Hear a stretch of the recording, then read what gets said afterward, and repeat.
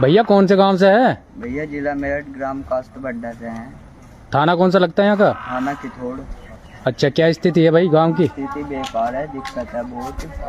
क्या दिक्कत है? निकलने बढ़ने की जगह ना है कहीं भी। अच्छा, स्कूल के बच्चे भी इधर से जाते हैं? उनके बच्चे इधर से जाओ हैं, सब स्कूलिंग में पढ़ा है, कोई जाए ना हो जाओ। आपको दिक्कत क्या हो रही है? दिक्कत है भैया, निकलने पढ़ने का कोई रास्ता ना है बच्चों के लिए, पढ़ने जा रहे हैं बच्चे। आप क्या चाहते हो? वही बनना चाहिए रोड, और क्या है। किससे चाहते हो? कौन बनाएगा? मंत्री बनाएगा। और कौन मंत्री? शायद मंजूर। अच्छा, ये शायद मंजूर के अंदर में आता है? हाँ जी। सारी वोट सारे गांव के नहीं जा रहे हैं। अच्छा, ये एम्बुलेंस आ रही है, बहुत दिक्कत हो रही है। पढ़ने जा रहे हैं।